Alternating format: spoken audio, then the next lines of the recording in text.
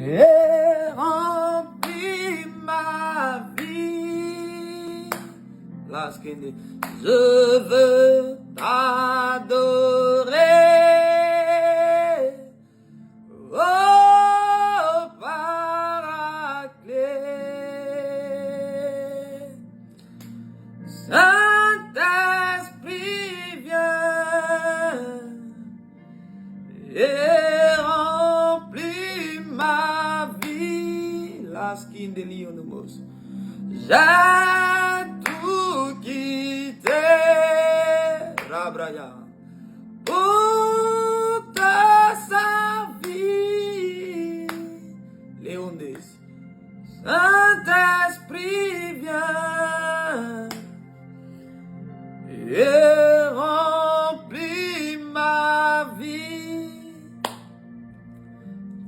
Shalom, shalom peuple de Dieu, j'espère que vous vous portez bien. Je prie d'abord pour votre semaine, que Dieu bénisse cette semaine-là pour toi et que le Seigneur lui-même puisse désinfecter ta semaine afin que tout ce que le monde des ténèbres a semé dans ta semaine pour te créer des problèmes, tout ce que le monde des ténèbres a introduit dans chaque jour, dans chaque heure, chaque minute, je prie que cela soit ôté au nom puissant de Jésus-Christ de Nazareth.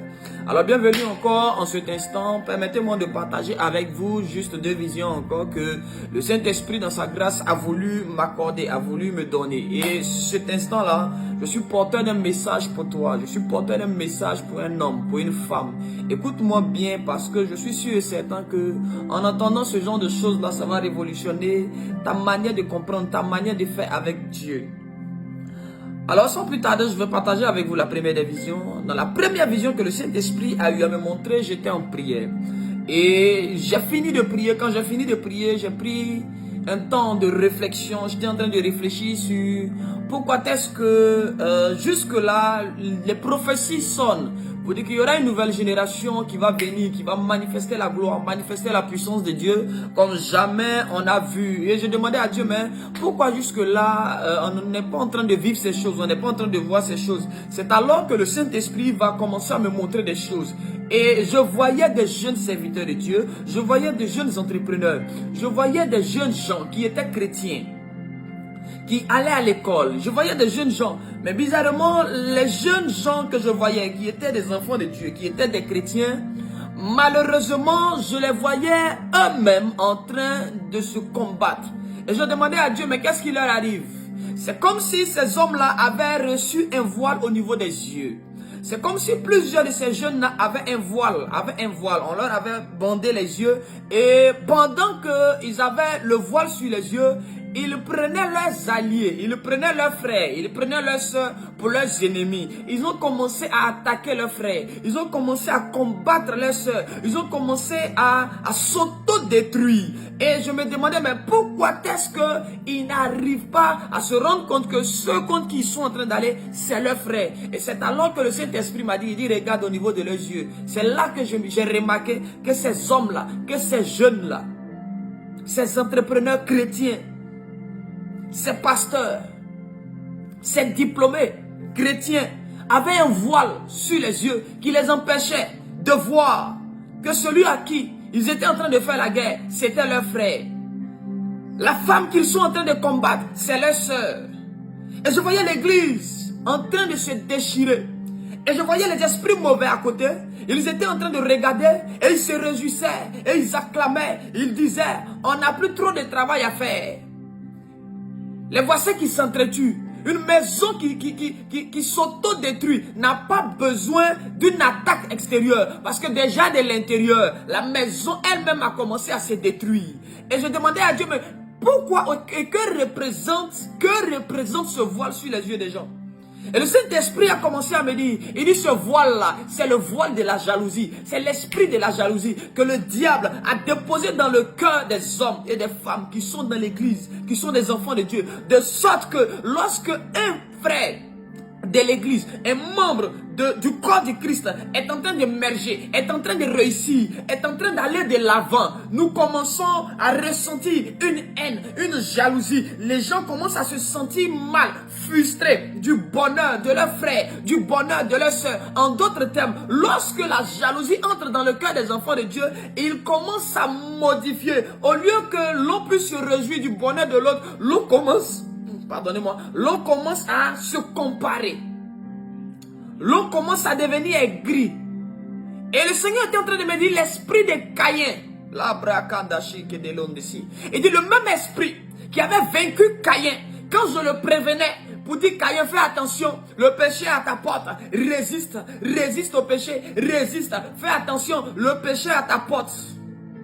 C'est le même esprit qui est venu semer la discorde, l'inimitié entre Caïn et Abel. C'est le même esprit et c'est le même procédé. Ce sont les mêmes démons que le diable a libérés dans le corps du Christ, dans l'église.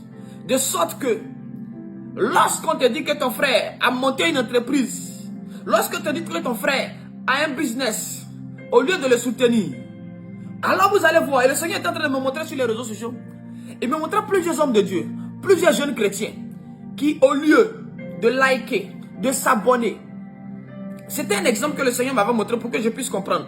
Au lieu de liker, de s'abonner et de suivre les hommes de Dieu, les serviteurs de Dieu, les frères chrétiens, de partager leurs publications, ils n'avaient pas le temps pour ça. Quand ils surfaient et qu'ils voyaient une publication chrétienne, ils passaient là-dessus. Mais lorsqu'ils voyaient une publication d'un mondain, ils cliquaient, ils étaient curieux de voir, ils veulent savoir ce qui se passe, ils veulent voir, ils aiment, ils partagent. Et c'est là que le Seigneur m'a dit, regarde, ils ne se rendent pas compte eux-mêmes qu'ils sont en train de se combattre. Ils ne cèdent pas, ils ne s'entraident pas. Quand lorsque l'autre est abattu, ils prennent des armes et ils viennent, ils l'achèvent, au lieu de le relever, au lieu de le soigner. Mais malheureusement, ils ne se rendent pas compte, ils ne savent pas. Parce que l'esprit de la jalousie est entré dans le cœur.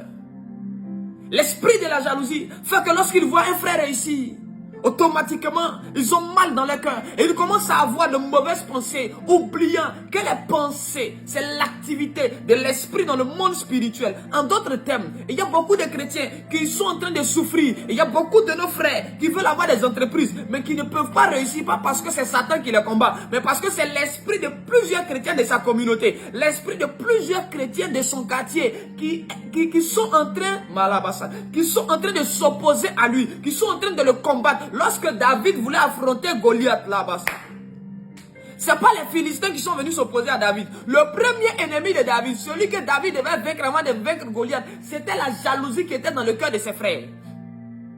Et la jalousie du cœur des frères de David a failli l'empêcher d'entrer dans sa gloire, a failli l'empêcher d'entrer dans la réussite, a failli l'empêcher de monter et de devenir un général et un roi en Israël. Les frères de David ont failli s'opposer à sa destinée prophétique, à la promesse de Dieu pour sa vie. L'huile était sur la tête de David, mais l'huile n'a pas empêché la jalousie. L'une des choses qui est en train de paralyser cette génération, parce que Dieu a donné à cette génération une intelligence.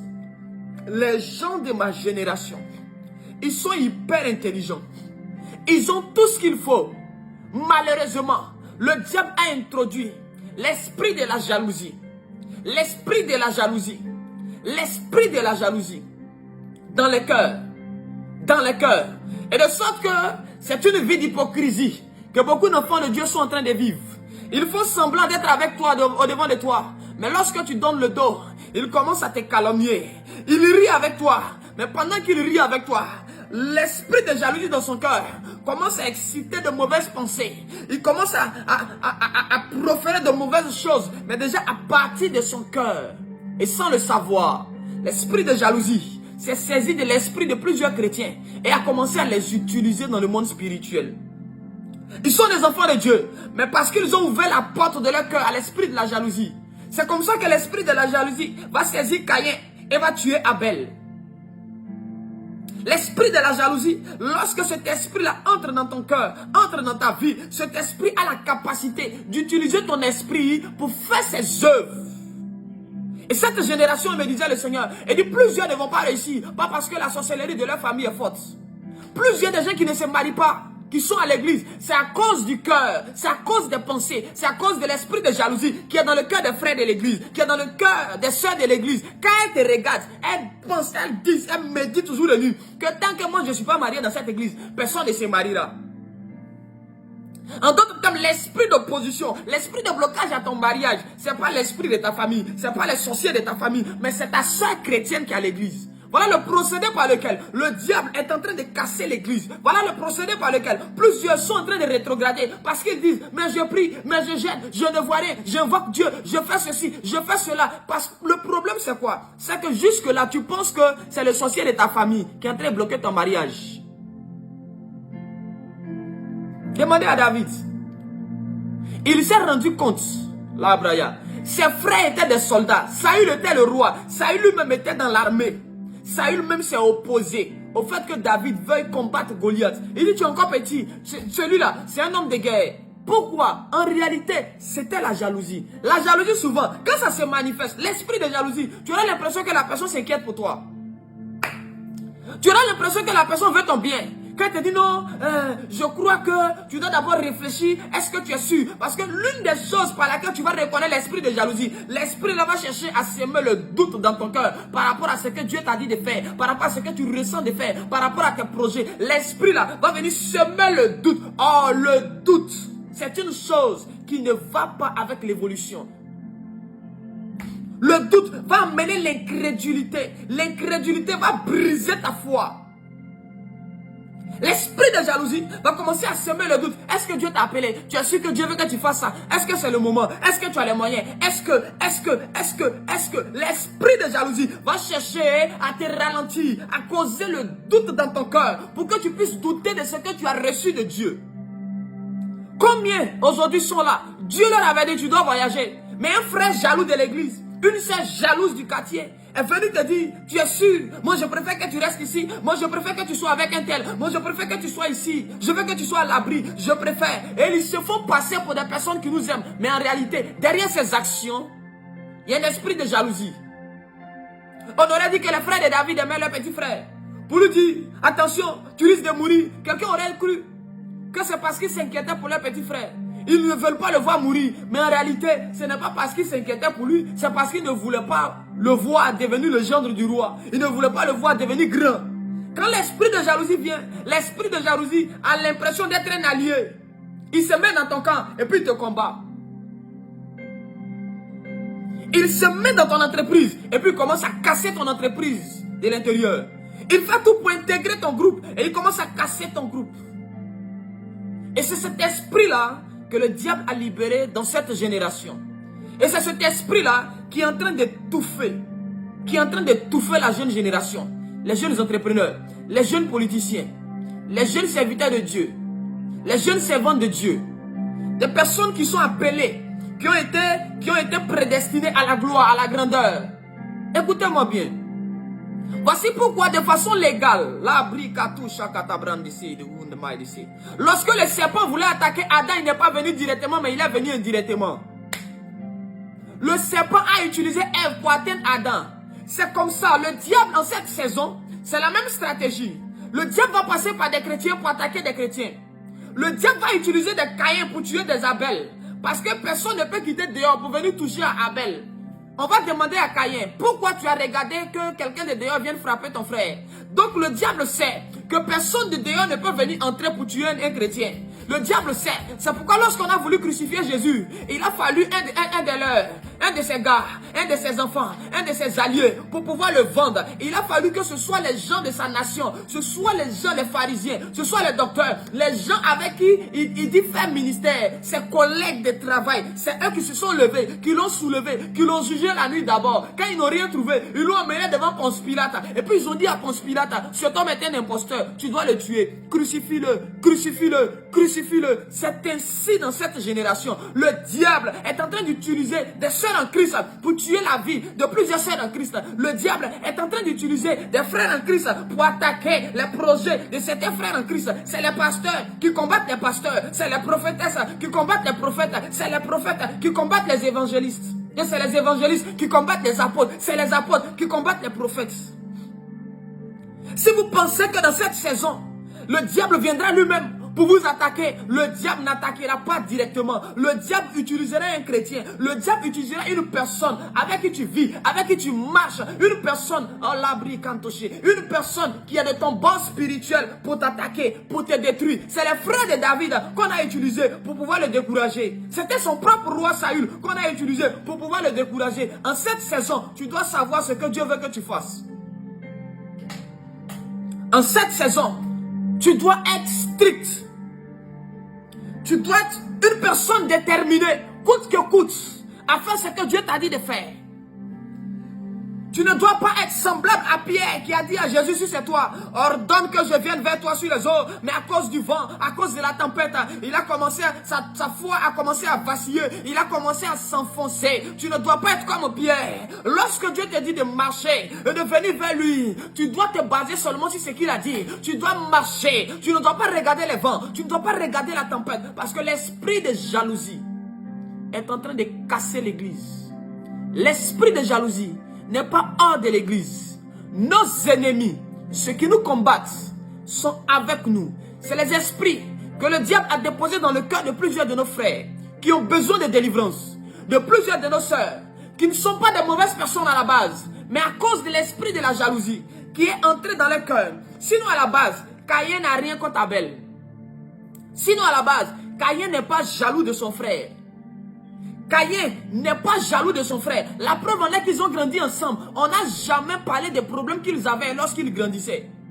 Ils ont grandi en toute harmonie. C'est pourquoi lorsque Caïn a dit à Abel, accompagne-moi, allons dans tel endroit, il n'a pas trouvé de problème, il n'a pas trouvé d'objection, il ne s'est pas douté de quelque chose. Pourquoi? Parce que son frère n'est pas quelqu'un de mauvais. Mais c'est le jour où l'esprit de la jalousie est entré. Comme il n'a pas su, Abel n'avait pas les yeux pour voir, Abel n'avait pas la révélation. Dieu avait caché cela à Abel, parce que Dieu avait déjà prévenu Caïn pour lui dire attention, il y a un esprit à la porte de ton cœur. Fais attention mon enfant, ne te laisse pas faire, ne te laisse pas faire. La plupart des personnes jalouses dans l'église, la plupart des personnes qui ont l'esprit de jalousie et qui méditent de mauvaises choses contre leurs frères, contre leurs soeurs, sont des gens à qui Dieu a dit attention, le chemin que tu empruntes, ce n'est pas un bon chemin. Plusieurs de nos frères et sœurs sont devenus les obstacles. Alors la mer rouge qui est au devant de plusieurs personnes, cette mer rouge là, ce n'est pas Satan, mais c'est ton frère, c'est ta sœur en Christ. C'est eux qui sont devenus la barrière qui t'empêche de monter. Les ennemis que tu combats, le feu que tu envoies au village, ce feu là jusque là n'a pas d'impact dans ta vie. Pourquoi? Parce qu'en réalité, c'est plus les sorciers du village.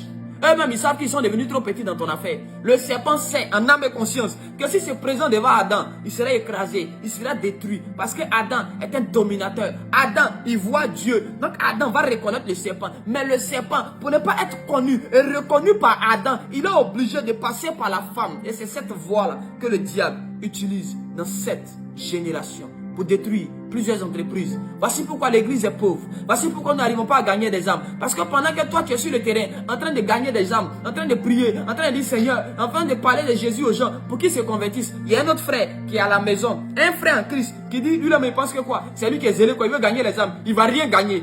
Et ainsi, pendant que toi tu dis, donnez vos vies à Jésus. Quand il finit de dire ça, lui, son esprit, qui est contrôlé par l'esprit de jalousie, entre dans le cœur de la personne, enlève la sémence que tu as déposée. Non, plusieurs ont l'impression que, en fait, ils font pour Dieu, mais ils ne voient pas les résultats. Pourquoi? Parce que dans le monde spirituel, il est possible que tu sèmes, mais il est possible aussi que ce que tu as sémé, soit on vienne s'aimer autre chose dessus, ou soit qu'on vienne enlever. Regardez, Jésus a pris un exemple sur plusieurs terres. Il dit un semeur est sorti pour semer. Et il y avait plusieurs terres. En réalité, souvent, la terre peut être bonne. Mais quelqu'un peut venir après que tu aies fini de semer pour venir arracher ta semence dans la terre. De sorte que là où tu vas t'attendre à récolter plus tard, tu ne vas rien récolter. Pourquoi? Parce que par jalousie, quelqu'un est venu, soit il a semé dessus, ou soit il a arraché ta graine.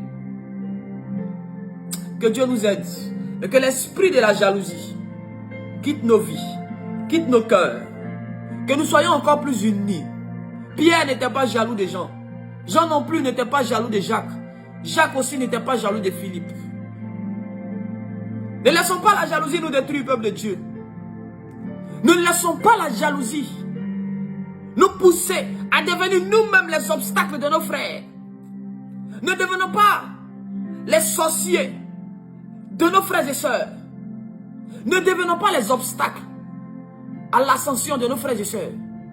Car leur réussite, c'est aussi notre réussite. Nous sommes une famille. Nous sommes un seul corps. L'élévation d'un frère, c'est aussi ton élévation. Et la deuxième des choses que Dieu m'a montré dans cette vision, le Seigneur me montrait la deuxième des choses dans la même vision par rapport à la jalousie. Il m'a montré la qualité du cœur des gens que lui il a élevés.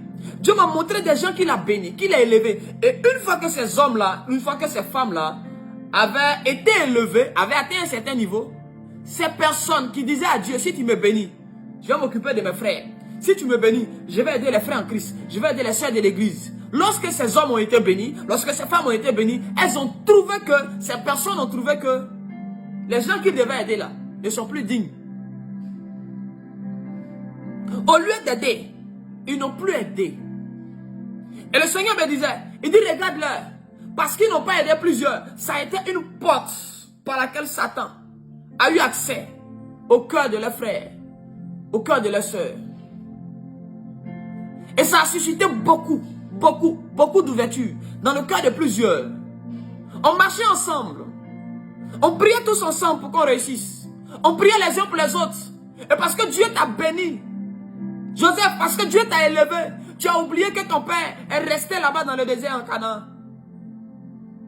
Joseph, parce que Dieu a fait de toi quelqu'un de grand en Égypte.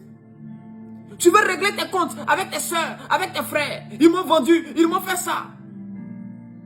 Joseph, parce que Dieu t'a béni, c'est aujourd'hui tu vas tenir le langage. Chacun pour soi, Dieu pour tous. Joseph, n'oublie pas. Joseph, n'oublie pas d'où tu viens. N'oublie pas ce que Dieu t'a dit.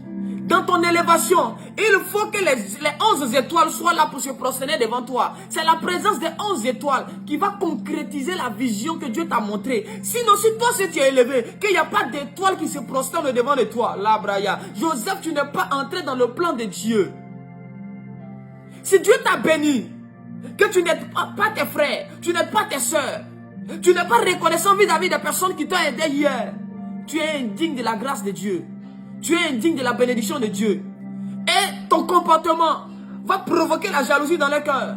Et la jalousie naturelle va attirer l'esprit de la jalousie du diable. Et que lorsque l'esprit de la jalousie du diable va venir, ton frère que tu as frustré, ta soeur que tu as abandonné, va devenir ton ennemi principal dans le monde spirituel à cause de ses pensées. Parce que tout le monde n'a pas un cœur fort. Je voyais des personnes qui résistaient à la jalousie, qui n'étaient pas jalouses de leurs frères, de leurs soeurs, lorsque ceux-ci réussissaient. Mais il y a certains dont le cœur est fragile, qui sont tombés dans le piège. Et l'esprit de jalousie a eu accès à leur cœur et a commencé à utiliser leur esprit, a commencé à utiliser leur onction, a commencé à utiliser leur mental et leur pensée. Bien-aimés dans le Seigneur, l'histoire de Job nous apprend une chose. Si tu remarques bien la vie de Job, tu vas devenir humble parce que tu peux comprendre qu'en un instant, tu peux tout perdre. Tout ce que tu as là, tu peux perdre ça en un jour. Job a perdu ses enfants en un jour, tous ses enfants. Job a perdu tous ses biens en un jour. De même que tu as pris du temps pour construire, d'après toi, j'ai travaillé jusqu'à obtenir telle entreprise. J'ai bossé jusqu'à avoir tel niveau. Tout ce que tu as peut tomber en un jour, c'est pourquoi sois humble. Si tu es sur les chaises de l'église et que Dieu t'a élevé, ne dis pas que parce que tu as été élevé, tu n'es plus digne de suivre les chaises. Continue de suivre les chaises. Parce que la chose qui te permet d'être élevé, c'est la même chose qui va te permettre de te maintenir à ce niveau. Le problème, c'est que ce que tu as fait pour être élevé, quand tu arrêtes ça, sans le consentement de Dieu, quand tu arrêtes la chose, c'est comme si tu arraches le fondement sur lequel tu étais assis. Et tu vas tomber, tu vas t'écrouler et tu vas te blesser. Beaucoup ont été bénis. Et ces gens-là ont oublié leurs frères, leurs sœurs. Et ce qui a causé la jalousie dans le cœur de plusieurs. Et a fait d'eux des instruments de Satan pour combattre les mêmes frères, pour combattre les mêmes sœurs. Ce qui crée la frustration dans l'église, même dans l'église primitive. Lorsqu'on commençait à faire des partages bizarres, il y a un groupe qui s'est levé pour dire, attendez, nos veuves sont méprisées, nos orphelins sont méprisés. Ça a commencé à susciter la jalousie. Quand Pierre et les autres ont vu ça, ils ont dit, l'affaire là où ça va là, faut qu'on règle. Parce que Satan risque d'entrer là. Parce qu'à la base, la jalousie n'est pas d'abord un esprit mauvais. La jalousie, c'est d'abord un sentiment naturel qu'un homme doit ressentir. Mais c'est lorsque l'esprit de jalousie rentre dedans que ça devient dangereux. La colère, c'est d'abord quelque chose que l'homme doit ressentir. Parce que même Dieu se met en colère. Mais c'est lorsque l'esprit mauvais de colère entre là-dedans que ça devient dangereux. Je prie en cet instant que l'esprit de jalousie qui nous aveugle et qui nous pousse à nous combattre, à nous entretuer, quitte l'église au nom de Jésus. Quitte nos vies au nom de Jésus. Quitte nos vies au nom de Jésus. Quitte nos vies au nom puissant de Jésus. Seigneur, je prie en cet instant que là où les graines de la jalousie avaient déjà été semées dans le cœur de plusieurs, viens à notre secours, Saint-Esprit. Viens éclairer nos cœurs, afin que la noirceur cachée dans notre cœur, cachée dans un département de notre cœur, soit dissipée, disparaisse au nom de Jésus-Christ. Père, nous refusons d'être des Caïns qui vont tuer des Abel. Nous refusons d'être des frères de David qui vont empêcher leurs frères d'avoir accès au trône. Nous refusons d'être la main par laquelle un d'entre nous, Seigneur, sera tué, sera descendu. Nous refusons d'être la bouche par laquelle on va salir l'image d'un frère, on va salir l'image d'une soeur. Nous refusons d'être l'instrument de Satan. Nous ne voulons pas être des Èves pour des Adam dans cette génération. Nous refusons d'être l'instrument qui va venir briser la domination que tu as donnée à des hommes. Nous refusons l'esprit de jalousie. Nous renonçons à la jalousie elle-même. Nous renonçons à l'esprit de jalousie. Nous ne voulons pas Saint-Esprit. C'est pourquoi nous te confions nos cœurs. Nous te confions nos âmes. Nous te confions nos esprits. S'il te plaît, peut-être que hier, nous étions aveugles. Nous ne nous sommes pas rendus compte que la jalousie était à la porte de notre cœur. On a posé certaines actions qui n'étaient pas dignes de toi. Mais cet instant-là, nous t'invoquons et nous t'appelons. Viens Dieu de puissant. Viens Dieu de gloire. S'il te plaît, et que l'esprit de jalousie s'éloigne de cette nouvelle génération. Que l'esprit de jalousie qui poussait nos pères à s'entretuer, qui a limité l'impact de l'église, que cet esprit-là s'éloigne de cette jeune génération, des jeunes entrepreneurs, des jeunes évangélistes, des jeunes politiciens. La ruse qui ne lio de mai de idemai sakata breva das kendelos kamadabra shakataba. Rema so di liba haise belendo shi de bread file kante lius kaidimashki. Et le Seigneur est en train de me dire, rebras kande shakata brava das kindelos. Il y a un puissant mouvement, rabrakayadasa. Un puissant vent va souffler depuis l'est de l'Afrique, l'askin de lion de chez. Depuis l'est de l'Afrique, rabrakayadasa. C'est un vent que Dieu va faire souffler. C'est un vent que Dieu va faire souffler sur les nations. Mais ce vent-là, c'est le vent qui va venir donner à plusieurs l'envie, le zèle de se précipiter hors des chambres hautes pour aller gagner des âmes. Pour aller gagner des âmes. Et il y a un mouvement de gagneur d'âmes, il y a un mouvement d'évangélisation. Et il y a un vent d'évangélisation, un désir ardent de gagner les âmes, de sauver les âmes, de délier les captifs, d'éclairer ceux qui sont dans le monde des ténèbres, que Dieu est en train de libérer. Parce qu'il y a un portail qui est ouvert à l'est de l'Afrique. Et il y a un ange qui est là-bas, qui est en train de souffler un vent. Qui est en train de souffler un vent. Qui est en train de souffler un vent. Alors vous allez commencer à voir des jeunes gens qui vont se lever. Qui auront l'amour de Dieu.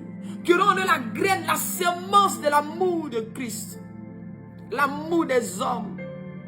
Et qui vont commencer à gagner des âmes. Qui vont commencer à se répandre dans les rues. Ils vont commencer à entrer dans les maisons. Ils vont commencer à aller un peu partout. Et ils auront l'évangile comme étendard. Ils auront l'évangile comme l'étendard. Partout où ils iront, ils vont planter le drapeau de l'évangile. Partout où ils iront, ils vont planter le drapeau de l'évangile par la société qu'ils vont bâtir, par les entreprises qu'ils vont mettre en place. Seigneur, merci pour cette grâce. Dieu est en train de lever une nouvelle génération. Mais des personnes qui ont un cœur pur. Des personnes qui sont disposées. Des personnes, lorsque Dieu va leur donner la gloire, qui ne vont pas oublier Dieu, qui ne vont pas abandonner Dieu. Seigneur, merci pour ta grâce et pour ce moment que tu permets. Au nom de Jésus-Christ. Amen.